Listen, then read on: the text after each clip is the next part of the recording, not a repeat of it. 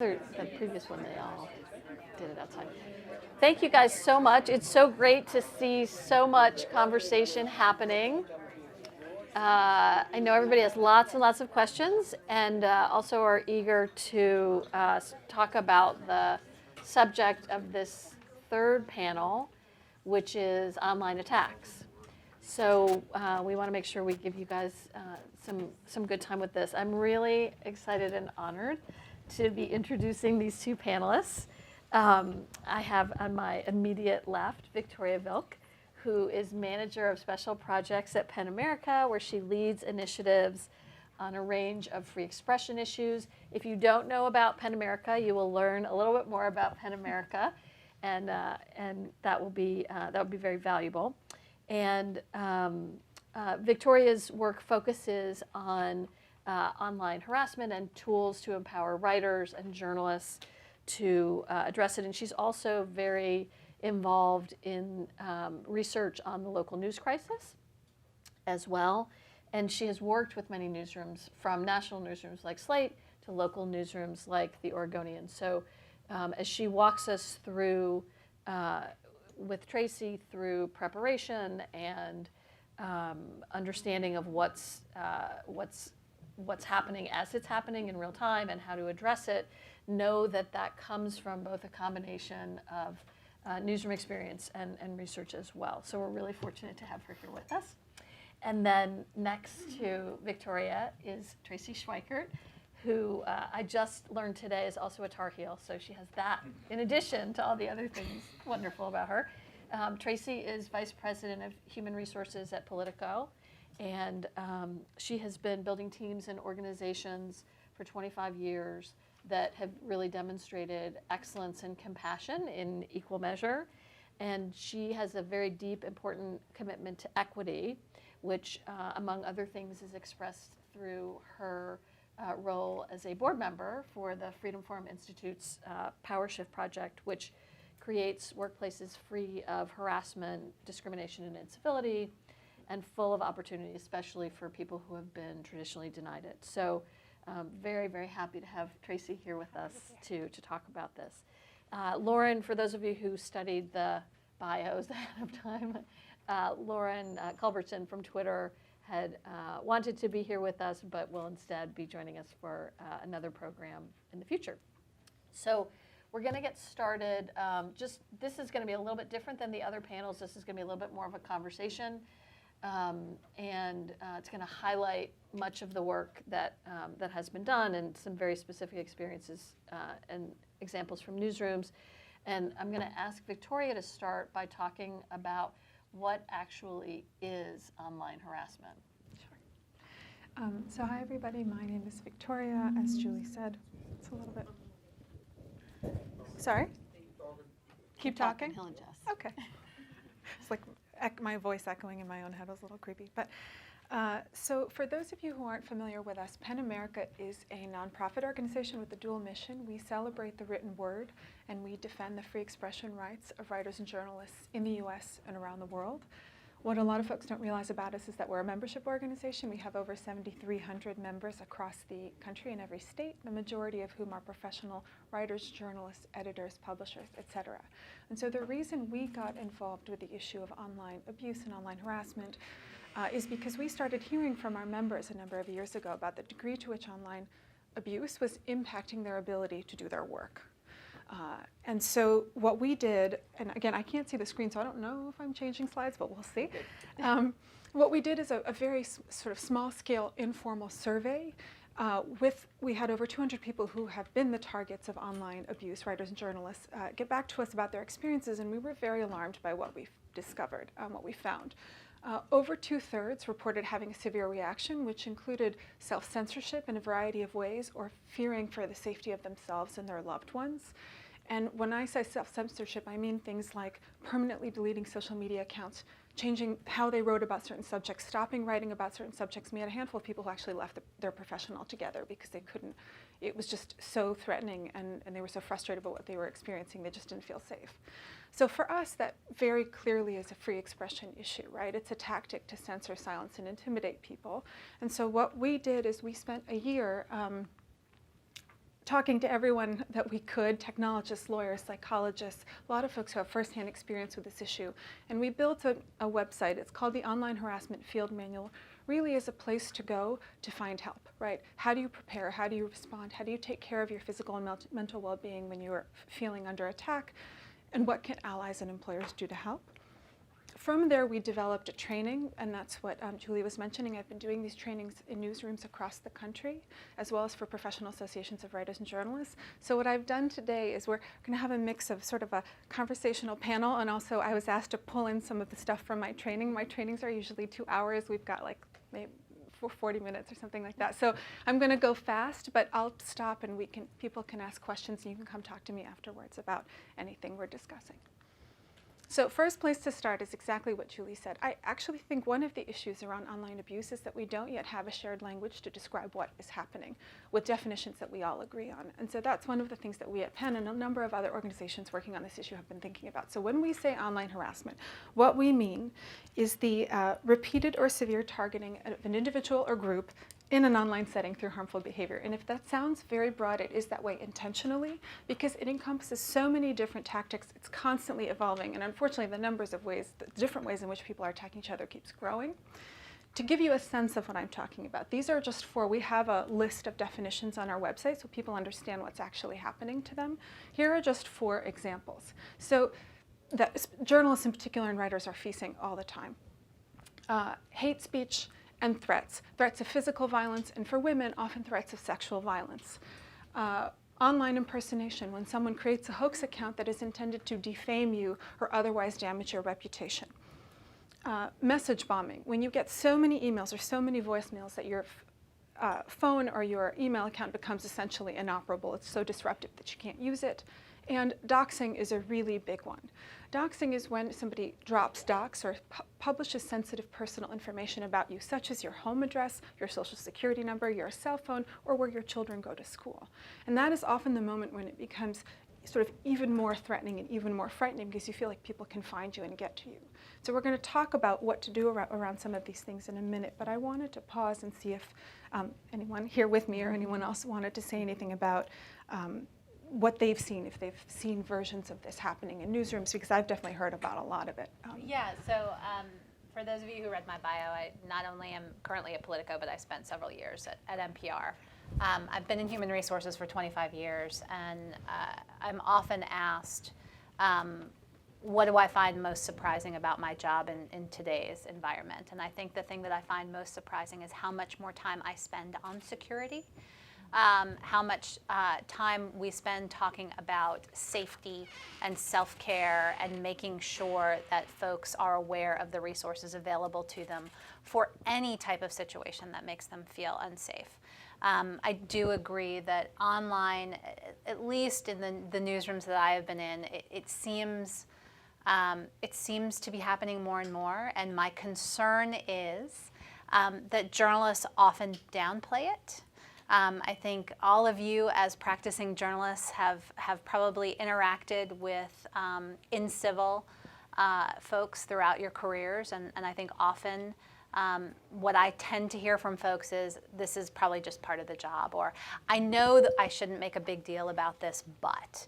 And so what I'd like to stress as someone who sits where I sit, if it's something that's made you think twice, even for a second, you should do something about that. You know, we go back to the first session that we heard this morning, you know, spidey senses, all of those things. We find out that they are not just, in fact, mythical spidey senses, but it is something in our personal being that is telling us that we feel unsafe for some reason. And so I am excited to talk more about some of the work that Viktorya has done. And again, I implore all of you, with any employer that you're working with, if your spidey senses go off, if something makes you feel unsafe, there are resources to help you deal with that. And I just want to add something similar experience in terms of what we saw at McClatchy. It was very common for reporters to turn to each other and say, oh, you know, somebody just tweeted this at me, or somebody said this. It was exceptionally rare for that comment to make its way to any editor or to HR. And I know not every organization necessarily has sort of the ideal platonic ideal of what we would want in, in an HR VP, as Traci can be. On the other hand, whoever you have available to you is going to be really important. And we'll talk more about the importance of contemporaneous reporting and documenting and things like that. But just to underscore the importance of, once something concerns you enough to turn to somebody else to talk about it, that means very likely it should go just beyond the two of you. Yeah, I mean, I think, when it comes to doxing, that is certainly the place where people immediately say, okay, that feels really dangerous and I need to get an editor involved, I need to get HR involved, I need to get somebody involved. What I would implore is, again, even if it seems to be what we would consider just an online troll, in my world, I collect all of those, right? Because it may be that one individual has gotten an email or two or has gotten some disturbing message, but it may be happening to many people. I've certainly been in a situation where I have seen that a particular individual goes after many people in a newsroom, right? And it may have been one communication, but the fact that it is hitting many folks makes it a situation where we need to give it even more attention.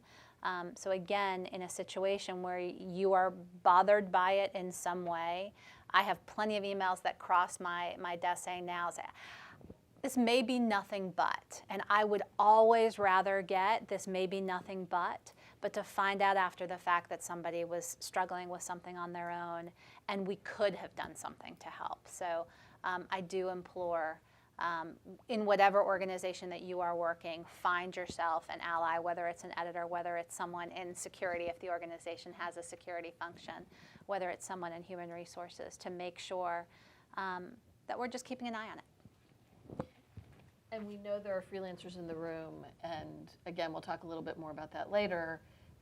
Freelancers have a contact. Freelancers have somebody they're working with at an organization.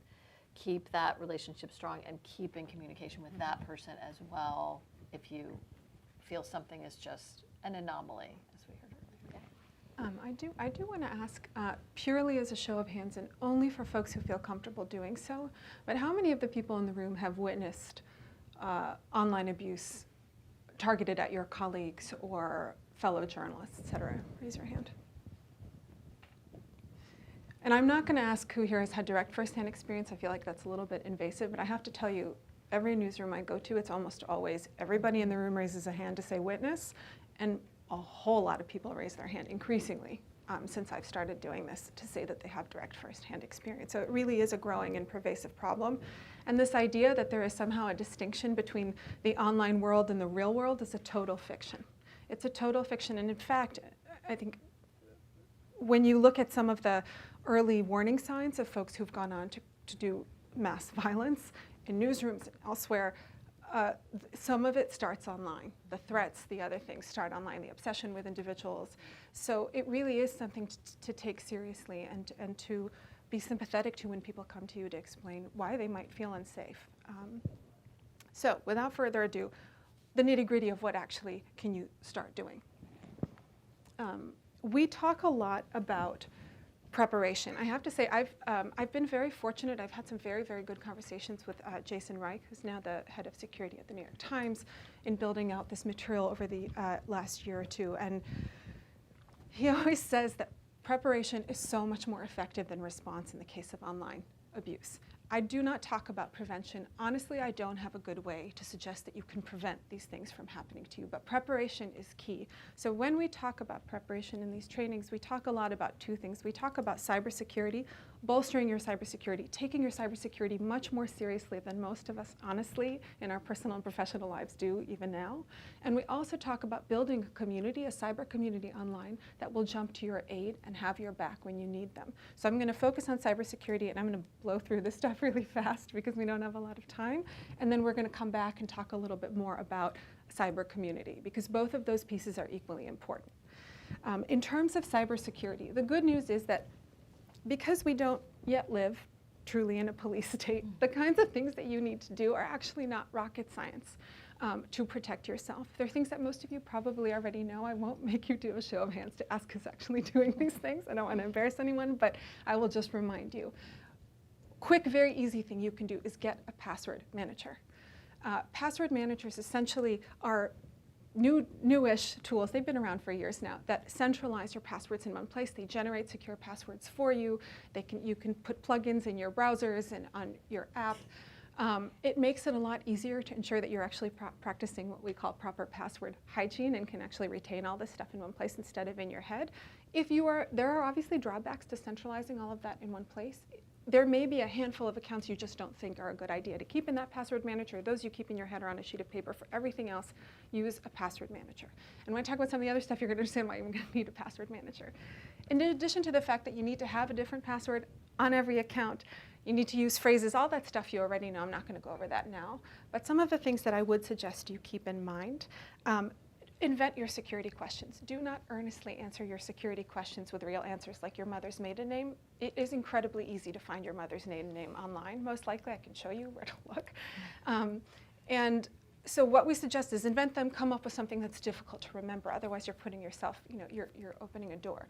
The other thing that all of the technologists that I've spoken to have told me is the single most effective thing that you can do is multi-factor authentication. Most of you probably know what that is. I don't know how many of you are doing it on your personal and your professional accounts.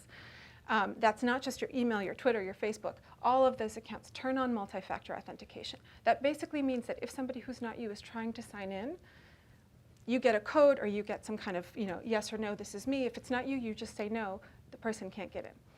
The one thing to keep in mind about multi-factor authentication, and this is relatively recent, it used to be that everyone did it on their phones, on their phone number. What people recommend now is to use an app, an authenticator app, and here's the reason why.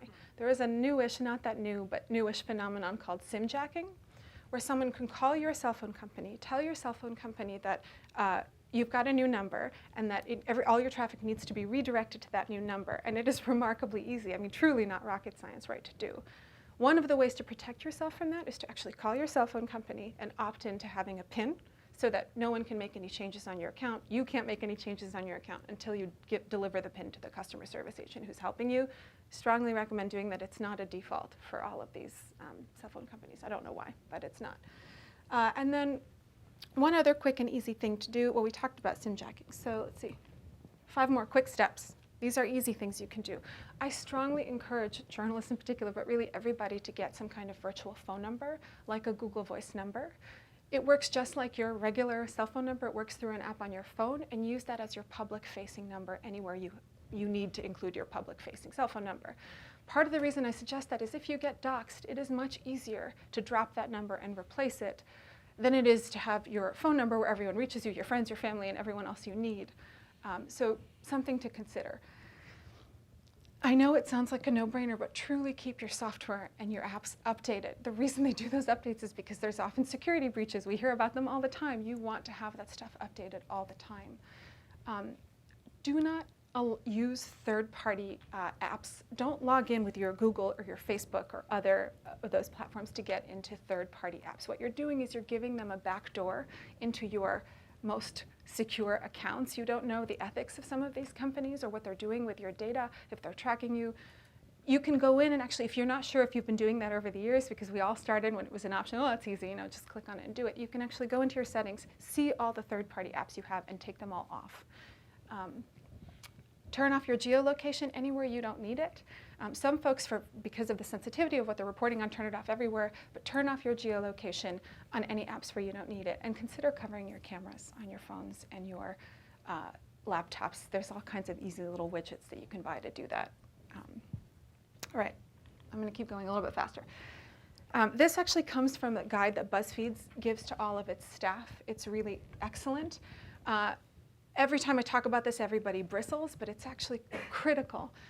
Start trying to create more boundaries between your personal and your professional self online, and that particularly relates to your accounts. I would not be so naive to suggest that everybody has to have 2 Twitters, 2 Facebooks, and 2 of everything. That's not practical, but just think strategically about how you're using which account and what the privacy settings look like on those accounts, and if you're sharing, say, photos of your children, right, in a place that's also public where people can get to.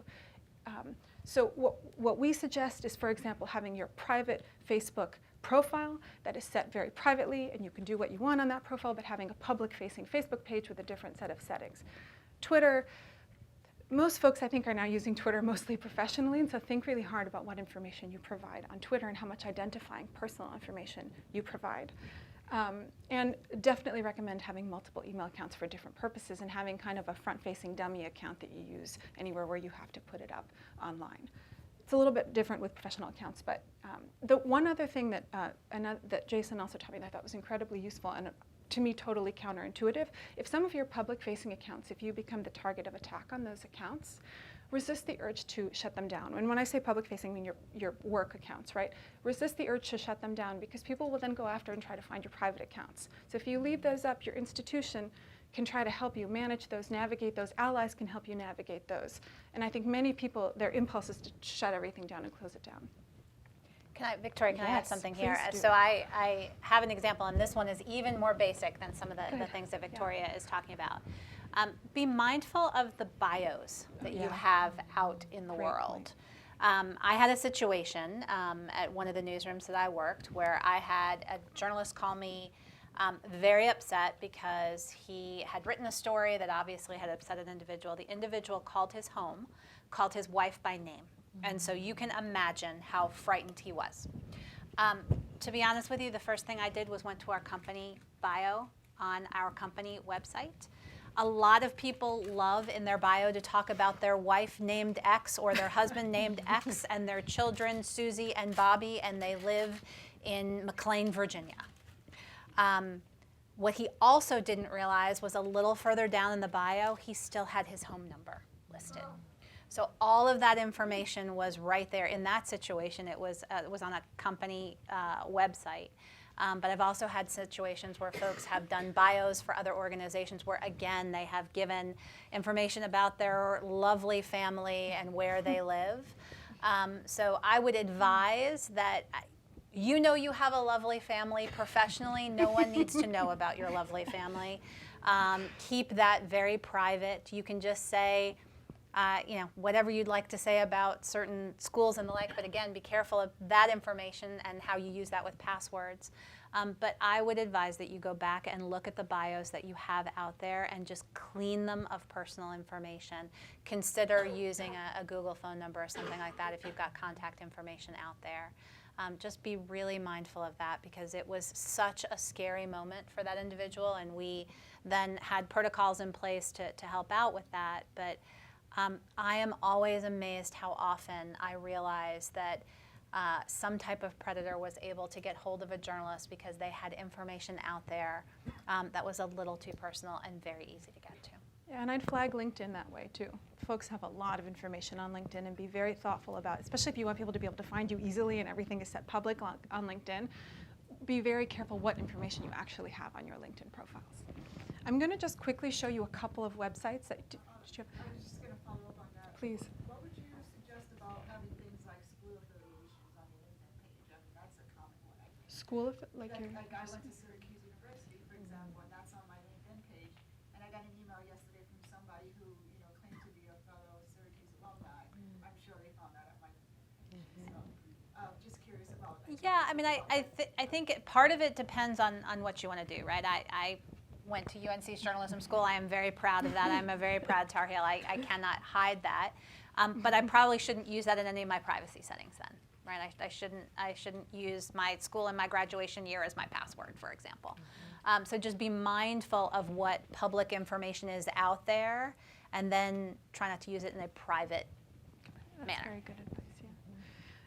Just a few quick sites that I think are really helpful for you to know about. There's a fantastic site called Have I Been Pwned that allows you to see if any of your email accounts were involved in a data breach. If you put your email accounts in here, you see they were involved in a data breach, you go back into those email accounts and change all those passwords and don't use those passwords anywhere else again because they're probably floating around somewhere online. This was created, it's like essentially an endeavor of some tech professionals who thought that people should have a quick and easy way to check. It's a really wonderful resource. Another quick, very important thing for you to know about, if any of you go to Spokeo.com, Intellius.com, one of these things called People Finders, put in your name and see what happens. Unless you are named John Smith, you might be in a pickle. I'm named Victoria with a K and a Y. It's me who comes up when you search me. You would be amazed how much of your personal information is floating around online. These companies actually are allowed to do this. There are no laws to stop them from aggregating and selling your personal information. However, you are allowed to ask to be taken down. There are easy and difficult ways to do that. The labor-intensive way, so these are some of the people finders. There's over a dozen of them. This is how people are, one of the ways in which people can dox you if you're very careful about what else you have already online. There are, the hard way to do this, but it is effective, is you can go to either Stop Data Mining Me or Motherboard has very helpfully put together a list that tells you how to request removal from all of these sites. The problem is they then eventually in a year put your stuff back on. So the easy way to do this, which of course costs money because who wouldn't come up with some way to profiteer off of, is Delete Me or Privacy Duck. These are services that will do this frustrating work for you, and they will do it all the time. They work quite well. I've tried Delete Me to see, and it's really, I mean, it works. It takes 6 weeks. It is a preventative preparatory measure. It is not something you do in the middle of, I mean, you should do it even if you're in the middle of an attack, but it's much better to do in advance. What I encourage is that you ask for your newsroom or your employer to cover this for you if you are being put at risk as a result of the work that you're doing in that context. And the last place I will point you, oh yeah, just 2 more quick anti-doxing tips. I really recommend setting up a Google alert with your name, but also with your home address, your cell phone, and a few other bits of personal information so that if you get doxed or this stuff is floating around online, you know, right? That's how Google alerts work. And if you have on your church or you're on a school board or professionally, you have a profile, right? Ask that they only use whatever public-facing accounts information you want them to, and not have them put your cell phone all over the web, because that's how people find that information. Last place I will point you, because I think it's absolutely phenomenal, Citizen Lab at Toronto University created this amazing resource called Security Planner, which is this interactive, very sophisticated, it's peer-reviewed, it's a website, but it's peer-reviewed like an academic journal would be. You can tell it sort of what are the things that you're concerned about in terms of your cybersecurity, and it will walk you through step by step what to do. And I will also then point you back to our field manual, our online harassment field manual, which has a wealth of cybersecurity and other resources. So I'm going to stop here before we start talking about some of the ways in which you can respond and see if there's anything else that either of you want to jump in on, and if there's any questions that people have. I think one of the things that has been so interesting to see develop is this cyber community culture of people being poised to kind of respond on your behalf. And I know some newsrooms have sort of strategically developed guidelines and trained. I'm kind of curious also in the room whether people have provided that kind of support in that, in an instance of a colleague or somebody else they know having been attacked online. Has anybody actively been part of a cyber community of support when somebody else has been attacked? Not yet. Okay, good. Well, hopefully after this you will be. We'll talk a little bit more about that. Yeah, and it's also a difficult thing to talk about too, because sometimes you don't want to invade someone else's, privacy or talk about something that happened to somebody else. So I think there are a lot of folks who are jumping in and helping each other. Sorry, just clear, are you talking about like if somebody is facing negative comments on Twitter, then you personally tweet like, no, this person is a good person? Is that what you're referring to? That is one of the ways. Yeah. So we can talk all about sort of allyship and things that allies can do. That's one of the things you can do, but there are many, many different ways to be an ally to someone as a colleague or a friend, or just someone who sees attacks happening online beyond trying to engage, say, a troll. So I think it's a. I was wondering if that's suggested to do. Like, is it better to just not engage and not try to attract more attention? So I can, if we get to it, if we have time, I can talk you through what our kind of recommendations are, which are not in line necessarily with, the standard party line is don't feed the trolls. I have to say, in all the conversations I've had with the targets of online abuse, people need to do what feels right to them, and if you're going to do it, you need to understand what the consequences might be, what the risks you're taking are, and then make an adult, informed decision. And I can show you some of how we kind of advise people to think through that. But ultimately, people will do what they want to do and what feels empowering to them. And so I'm not going to tell someone not to do something if it, practically speaking, doesn't actually help them at all. Yeah, I mean, I think from the standpoint of where I sit in the newsrooms that I've worked with, I think that's the approach we take as well. We inform of, listen, if you do engage, this is what might happen, and here are the ways that we can help you. If you don't engage, we think the risk is less, and here are the things that we can do there. But again, when it comes to all of this, it's very much a personal choice. And again, in the roles that I have been in, what we typically want to do is have that conversation, right? Where are you right now? How are you feeling, thinking about this situation? What support are you looking for from us? What knowledge do we have? What expertise do we have? How can we use that knowledge and expertise?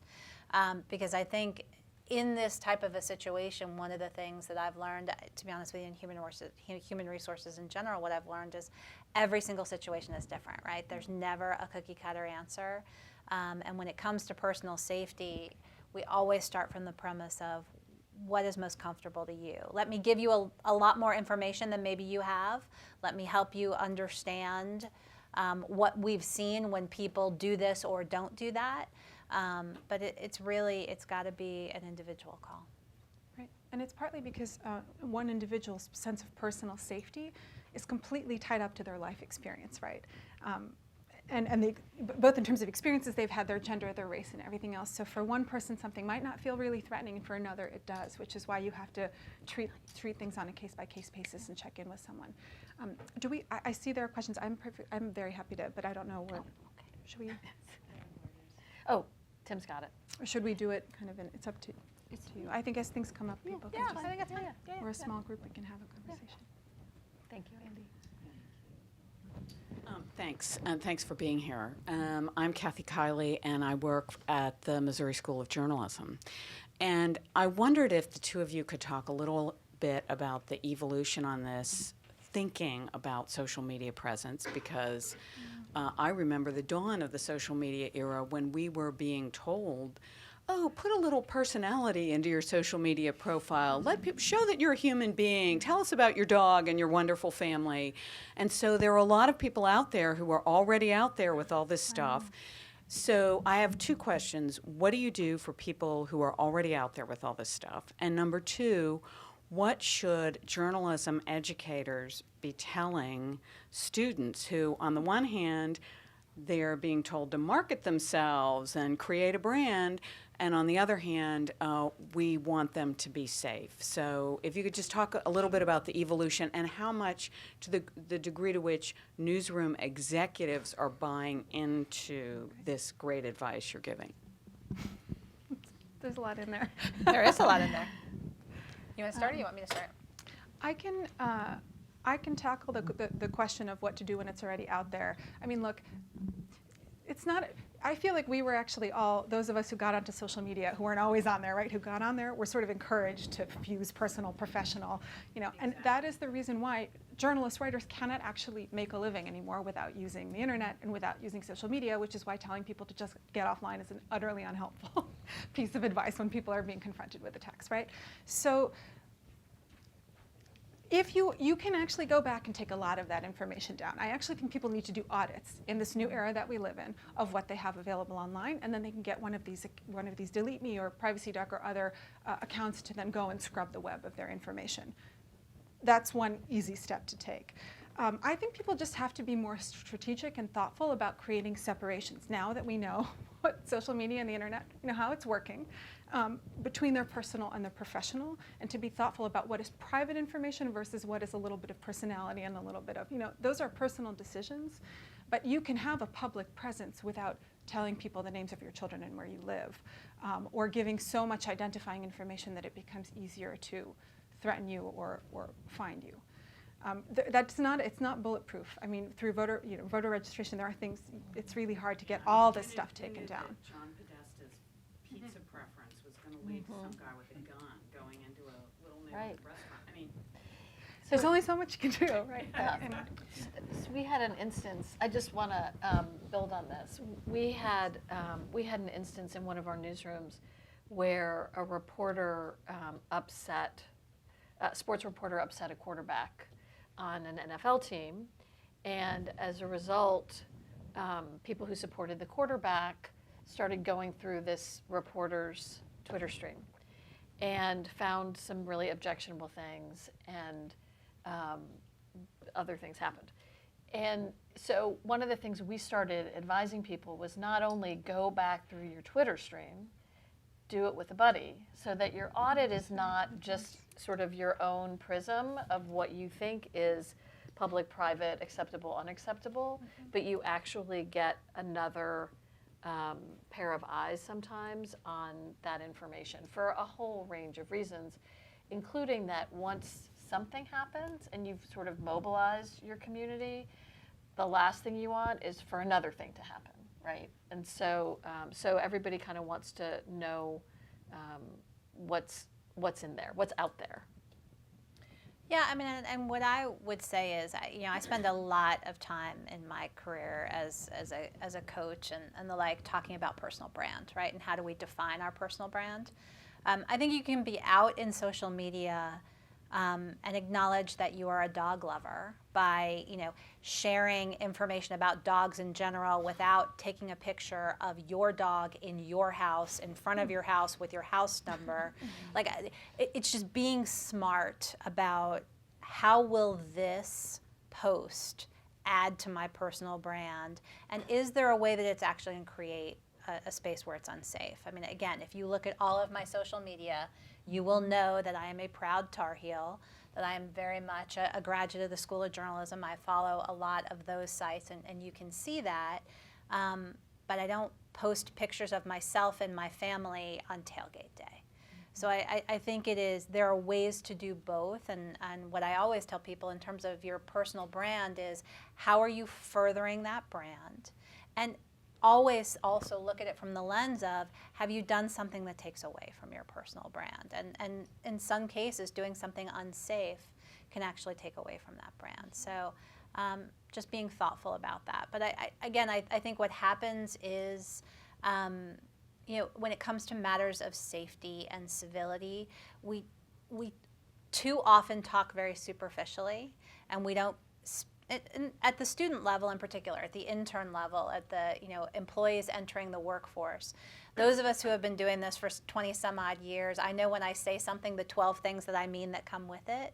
But for those entering the workforce, we've got to be very explicit, right? Because they have grown up spending their lives sharing every picture of every friend in every spot that they've gone.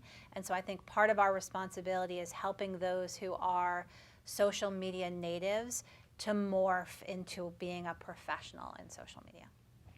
I think that's excellent advice. And I also think that just a baseline in terms of journalism schools is starting to have open, clear conversations about online abuse as something that might happen if you are a practicing professional reporter or in the media industry at large, or just a human sometimes, existing online.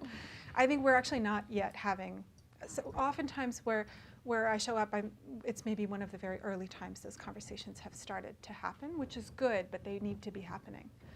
What are the positive and negative benefits of using social media professionally, which essentially all of us now basically have to do. So, I don't want to take us on a tangent, but just to harken back to Nadine's point earlier, one of the things that we started to do with various reporting teams was, if you have monthly meetings, if you regularly gather, at every single meeting, remind people you have a right to be safe at work. And that means you're safe online, that means you're safe in the field. If you ever have any concerns, I want to know. It cannot be said enough. And I think the importance of it is that you maybe start to sometimes hear about the low level as well as some of the stuff that starts to blow up. Yeah, I think on that point, Julia, for those of us who have the opportunity as editors or folks who are basically responsible for other reporters, I think it is also not only talking about that, but when somebody downplays it, to take it back to where it needs to be, right? As I've mentioned earlier today, a lot of those emails I get start with, "This is probably nothing but." Every response I send back is, I'd much rather investigate nothing but. So please continue to send those to me, because I think we were talking about as we were preparing for this session, you're not always going to get a kind ear, right? And so I am also mindful of the fact that not everyone in my profession is as skilled as I have been able to become on this topic. Not every editor understands what their responsibility is, and so I am fully aware that this may be nothing but is probably someone who before has been told, it's nothing, toughen up, have a tougher skin. So I think those of us who are then greeted with questions need to make sure that we take every single one of them seriously. Nothing, I say this to all the HR professionals that I work with, nothing is worse than coming back to a situation with the concept of, oh, if I had only, right? So I address every situation knowing that I wouldn't go back to that situation if I had only. And so taking it very seriously and training our managers to do the same. And one note I'd add, if you are on the other end of that conversation and you don't get a very empathetic ear, a few things that really help is to prepare some language in advance, because if you're getting like really vile language on your feeds, it's almost impossible sometimes to say some of that language out loud. Yeah. So preparing that in advance, bringing a screenshot or some documentation so you don't actually have to paraphrase, you just pass it down the table and say, why don't you read some of the things that I've been getting? And emphasize the way it's having an impact on your ability to do your job. Right? Those are things that I find seem to help push the conversation forward if you've ended up with someone who's not really hearing you. That's a really good point. I think, shall I keep? Yeah. Because I want to talk a little bit. Yes. Oh, thank you. Just, and many of us either retired, I'm no longer active journalism, but I am an active consultant working with governments. Mm-hmm. So we're all alone out there, and what I really would like to hear is more about this cyber community, because a lot of us are hacked, and quite a few of us are hacked. And as a result, this is another topic, I realize that, but it's really great to understand where that community is for the singles and the individual practitioners. That's very good. I think shall I? Oh yeah, paraphrasing the question is that we want to talk a little bit more about cyber community and the role cyber community can play, particularly when you're thinking about people who are not necessarily part of an institution, operating as freelancers, consultants, et cetera. It's a very good point. And I can get us there. I'm thinking maybe we keep going, and then we'll have another pause for room for questions. So I want to switch and start talking a little bit about strategies to respond. And again, I'll try to do this fast. So blocking and muting is a simple place to start. Just some things to keep in mind. Most of the major platforms have variations of blocking and muting that you can do. You can go on our field manual and learn the mechanics of how to do that if you are not familiar with it already. However, some things to keep in mind. Blocking and muting saves you from having to see what is happening. It does not make it stop or go away. It just means you don't have to read it or see it. There are downsides to it, which is why you have to think about it, right? First of all, if someone is threatening you, you might not necessarily know because you can't see it happening. It doesn't mean you're not being threatened. One of the things we recommend is then that is one of the places where you can pull allies in. You can have somebody else keeping an eye on your name, your handle, et cetera, so that they can alert you if they're seeing something alarming, but you don't have to be reading slurs and threats every day. That's one thing you can do. The other thing to keep in mind is if you block somebody, they sometimes can tell, and that can actually sometimes escalate their rage or their frustration or their abuse. That's not to say you shouldn't do it. It's just that you need to understand what each of these tools gives you and what the downsides might be. Reporting is a more complicated endeavor. We can do a show of hands. How many folks in the room have reported something on one of the social media platforms? Raise your hand if you've reported something. Keep your hand up if that actually got anywhere. Yeah. Right. So it's a mixed bag. I will say that it's shifting. Awareness about this issue is shifting. It's getting a little bit better. There's a long way to go. What I would suggest about reporting is do it anyway. It's frustrating. It can be demoralizing. Do it anyway. Sometimes you will get somewhere, but you are at least contributing to the body of knowledge and research on this issue in terms of what is actually going on, what the scale is. I do have a few very quick reporting tips. Some of these I'm being recorded, but I'm going to say them anyway, on the record, off the record, because this is what people are telling me in newsrooms works. if you have a direct line to someone at one of the technology platforms, if you have tried all the reporting mechanisms, you have gotten nowhere, there's a death threat against you, a rape threat, you've been doxxed and you're not getting anywhere, pull that string. I mean, it is unfair and it is unfortunate that that is how things have to work. You need to use whatever tools are at your disposal, and better yet, talk to your employer, see if your employer has a string to pull. Even if it's just somebody in the ad team on that end, it's a human that you can talk to. Very clear language about what term of service or rule has been violated when you report, or in some cases now you are actually given the opportunity to pick one, really helps, because some of these companies are getting, I think it was something like from Twitter, it's like millions and millions of reports a week, right? And there are moderators, they're exhausted. Some of us have read some of the articles about what the conditions that folks are moderating, content moderating, and are like, anything you can do to help differentiate or point to why something is actually a violation will help. And the last bit is, this is again where cyber community comes in. Having people jump in with you, tag the companies on reporting that's not getting anywhere, boost you, bolster you, get in there with you will also help, right? A bunch of people reporting is more effective than one person reporting. I wish I had even better advice to offer you, but this is what I've got for now. And I will give you just a quick example. Julia Yaffe has had to deal with an enormous amount of abuse online. I think for her entire career, she's also very adept at using the internet. She is really good at dealing with these kinds of situations. And this is a perfect example of leveraging your cyber community. Essentially what she did is she reported something. She was told it wasn't going to get taken down. She screenshotted the whole thing, shared it with her followers. Her followers jumped in, and within a few hours, that offending content was removed. And again, it was a slur. It was a veiled threat, essentially. I cannot emphasize enough the importance of documenting what is happening to you. Screenshots are a very simple way to do that. It not only can help you track patterns of abuse, but actually it really helps in conversations with employers. It can really help if you decide to go to law enforcement. And if you succeed in getting something taken down, it's like it was never there if you haven't created some kind of record of it. So it becomes quite hard to say, look, this person has been threatening me for 3 months, if you can't actually, if there's no record of that threat happening for 3 months. So we can't emphasize that enough.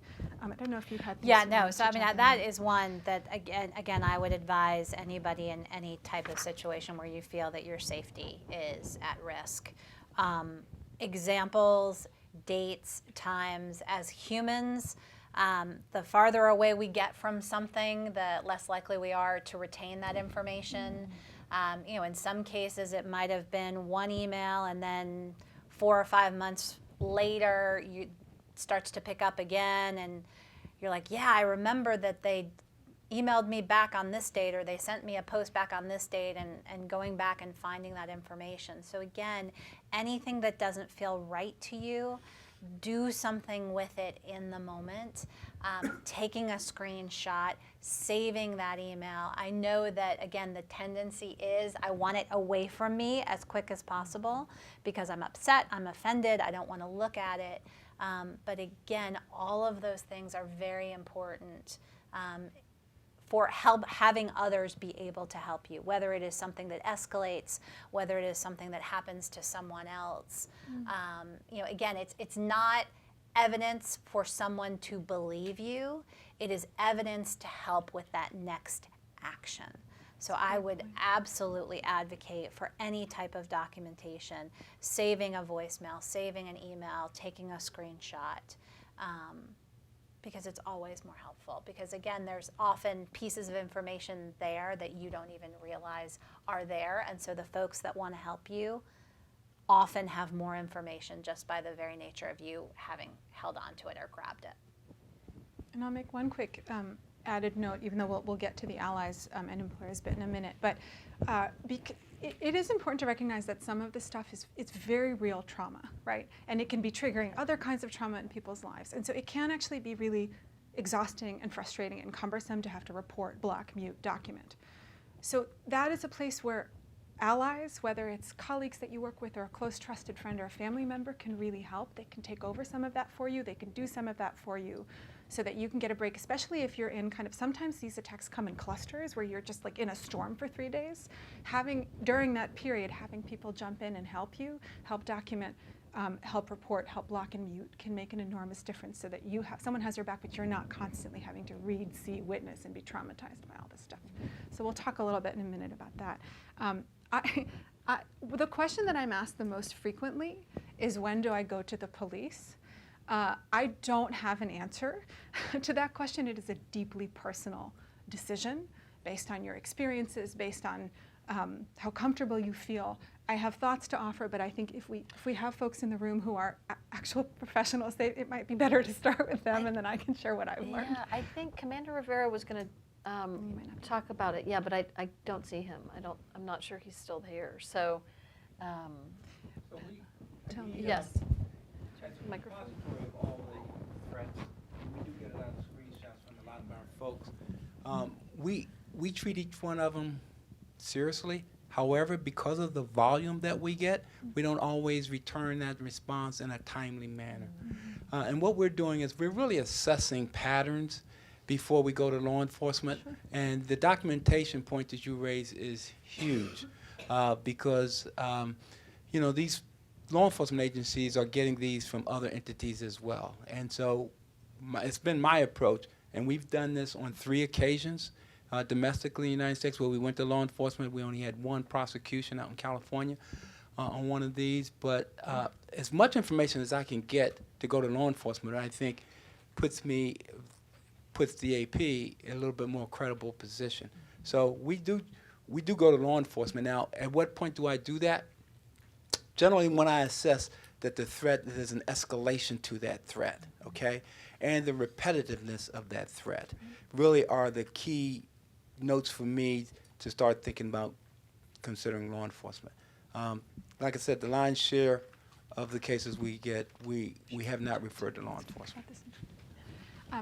I will offer a few, because not everyone has an institution necessarily to help them triage, and not every institution has someone like you to be there helping triage. So what I've done, we in America, we are a literary and human rights organization.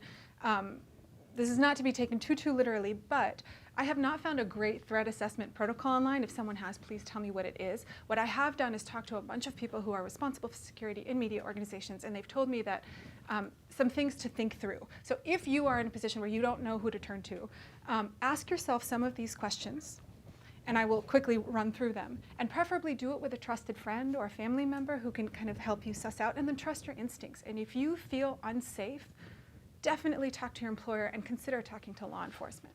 So some things to think about. Do you know the person who's harassing you or abusing you, and are they capable of escalating that abuse? Do they have a history of doing that? Have they made direct threats that include your name, the method by which they want to attack you, a location, a time, any kind of specific information? Are they stalking you through electronic communication channels? Are they distributing intimate images of you, whether they're real or manufactured, without your consent? And has the conduct migrated offline? So for example, are you getting voicemails? Are people leaving things on your door? Have they suggested they know where you are? And finally, this is actually taught to me again by someone who runs security at a big media organization, indicia of irrationality. Are they not trying to hide who they actually are? They're using their real name, their real cell phone, their real address.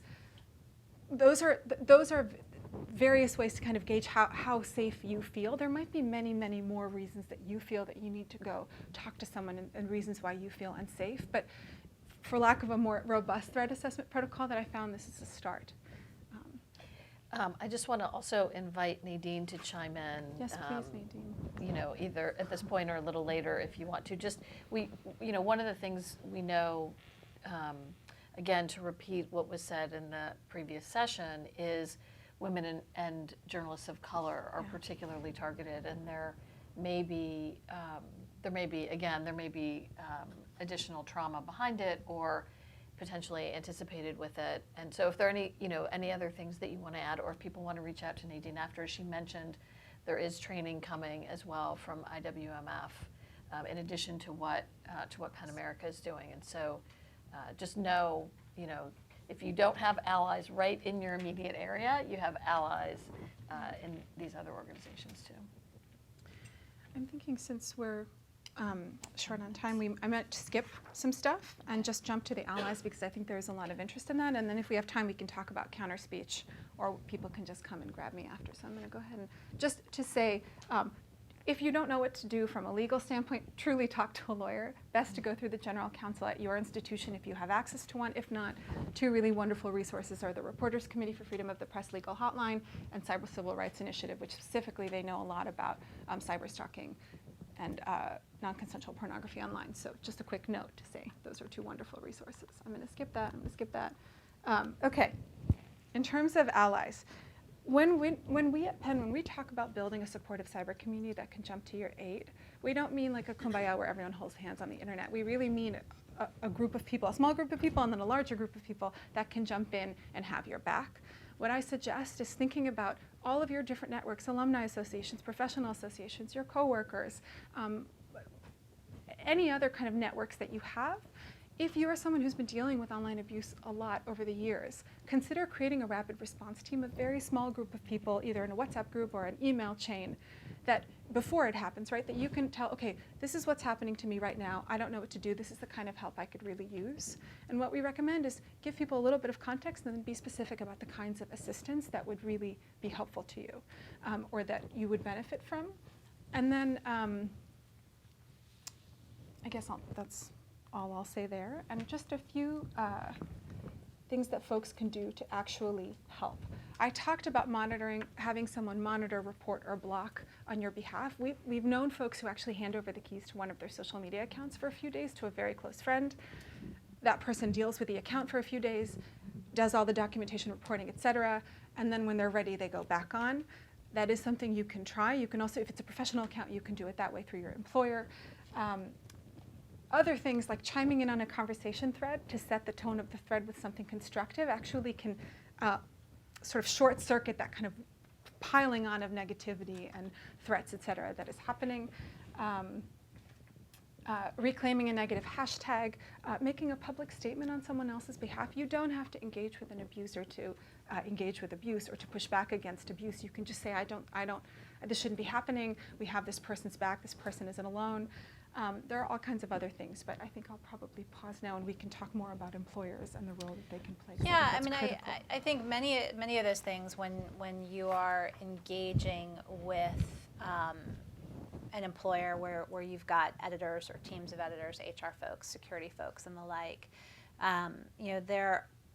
all of those things are things that we can and have done in the past. I mean, I've been in situations where a particular employee's email account is just being barraged with negative information, and so what we've done is we've had someone else monitor that email account for a period of time for them. We've segregated an email coming into the organization. So organizations, the IT department is also very helpful in terms of how can we do that when it's a company email versus an online social media account. So there are a lot of really smart people that can offer a lot of smart answers. I learn every day what we can do with technology that can be helpful. And so again, every situation is different. I'm not going to recommend that every one of those is right for any of you, but that is why reaching out to the editor that you are working with, whether you are part of that organization or whether you are a freelancer, and saying, I have this particular situation, I have no doubt that any of those employers have a pool of tools that they can use. If you've heard of one that has worked for a friend at another organization, recommend it. If it's a large organization, I have no doubt that they have experience doing that because of the volume of what they get. Just as we've mentioned, I can't imagine how much the AP gets on a regular basis, but I'm sure you've got many things that you've tried or could potentially try. So again, be specific in your ask, whether it is of a friend, just another journalist, to say, hey, can you read this for me? It feels wonky, creepy, inappropriate.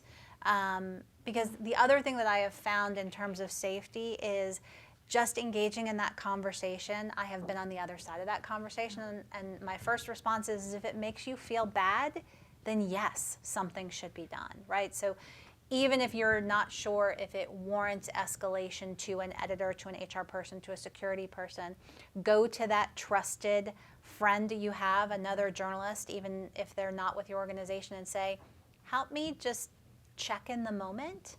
And usually what you will get is somebody who will be there for you and help you realize that, no, this is important and we should do something about it. But again, be specific. Engage with an employer, engage with other organizations to help you, because every day there are more and more tools out there. And if in the past somebody has told you no or have a thick skin, know that that's not the right answer and try again. And one other point I'll make about being best practices as an ally or an employer, which I think is sometimes overlooked, is check in with the person before helping them, right? Because I mean, vigilante reporting is great. Everyone should be a vigilante reporter on social media platforms. But for everything else, it can be, like any kind of abuse, it can be profoundly disempowering to be under attack in this way. And so to make a decision on someone's behalf without talking to them or asking how they're doing, first of all, could escalate the abuse they're experiencing or make things worse. Second of all, it can actually make them feel very disempowered. And so just check in, just say, I've heard this is happening to you, or is something, are you doing okay? Do you want to talk? Here are some things I could do. Would any of these things be helpful? I think is critical. Obviously, at a certain point, when you've hit the territory of like explicit death threats, then that turns into something else, and security has to get involved, et cetera. But for everything else, it's really good to check in first. And to sort of rewind that even earlier, I think having those conversations ahead of time with the people that you're close to online or in real life or in your workplace means that you understand where they might be coming from. You still want to check in at the time because every situation can be different. But if you know, like, this person who I work closely with would want me to be involved when something comes up, or if you're interviewing with a news organization for a job, whether it's a job, freelance job, or a part-time or full-time job as an employee, then have the conversation. They're inevitably going to share some things about their policies and practices, or they expect a question about culture. Ask about a particular scenario, if it's one that would make you uncomfortable, and say, sort of, what are your practices for dealing with something like this? Try to get at, as early as you can, ahead of time, what a typical response might be at a place that you're considering working with, so that when you find yourself in that moment, there are as few surprises as possible. Yeah, I mean, I would go even further, right? Obviously, this is a topic that is important to all of you because you've spent the morning doing it. I would, this is one of those things where preparation is so key.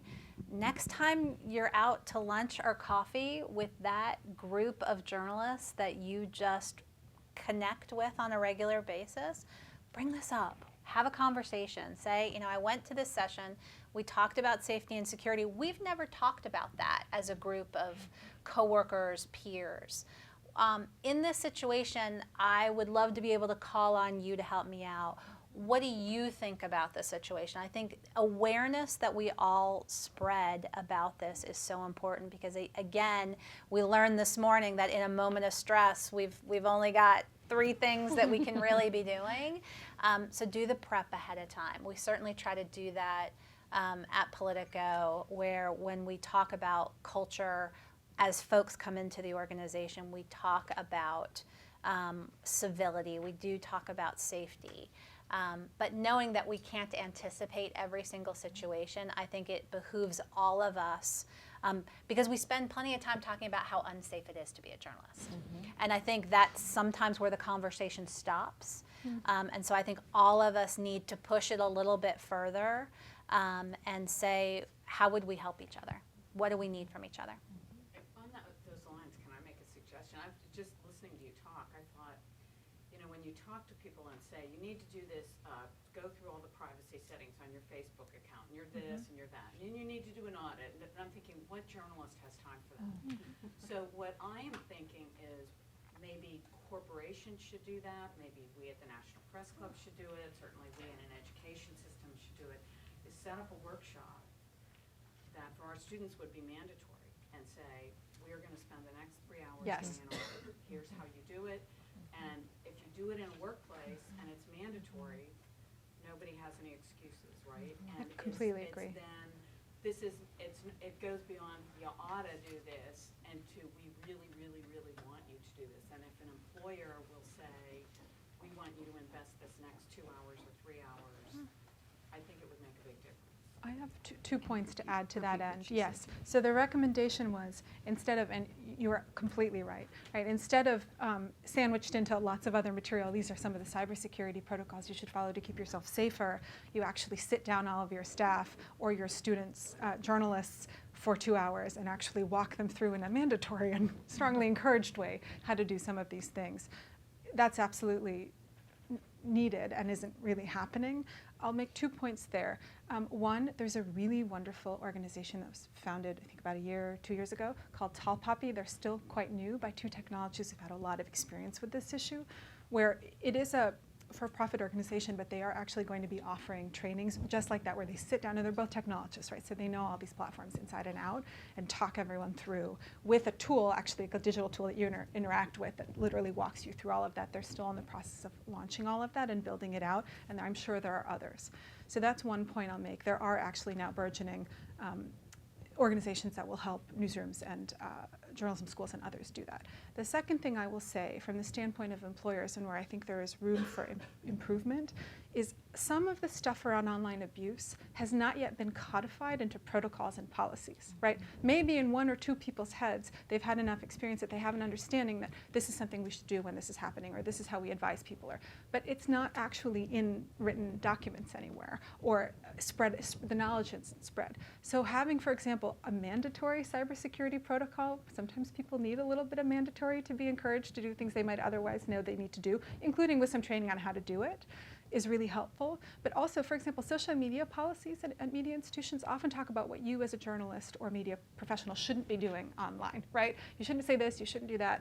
You can use it this way, but not that way. But they don't often have a protocol for what to do if you're being attacked. So, for example, in terms of counter speech, which we didn't get to, if you want to practice counter speech of some kind, whether you're talking back to a troll or whether you're just making a public statement, et cetera, it really helps to know what your institution's policy is about that so that you don't get in trouble or get accidentally, create more problems for yourself because you didn't know that at your institution you're not really meant to be doing that, right? But if it's not written down anywhere, nobody talked you through it, how would you know? And I can go on, in terms of freelancers, that's really where things are the hardest, because I don't know that it's worked into freelancer contracts much, if ever, that if they're being attacked as a result of the work they've produced for a job, that they deserve to have some kind of support and backing in the way that staff would. I mean, there's a lot of room for formalizing things, and I think it's because the stuff has been relatively new and awareness about this has been still rising and not totally there. But So I hate to have to end this conversation and this morning because it has been incredibly valuable and powerful. I want to thank these panelists, thank everybody, and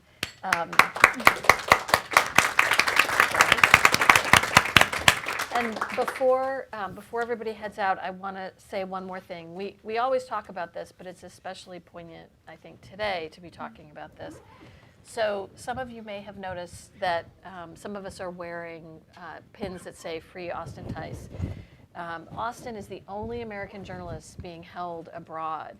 He was taken in Syria 2,510 days ago while reporting for McClatchy and for the Washington Post. The U.S. government believes that he is alive and is working very hard to bring him home. His family has been fighting for his freedom for almost 7 years. It'll be 7 years next month. In August. I was thinking it was July. But for almost 7 years, and we stand with them, and we hope that you will too. You can see Austin's Syria photography in the lobby, and you can learn more about him at austinticefamily.com. We really appreciate you keeping him in your mind and heart, and learning about him and keeping his name in front of people as well. And we thank you guys again for being interested in keeping all journalists safe and in being here with us today. Thank you.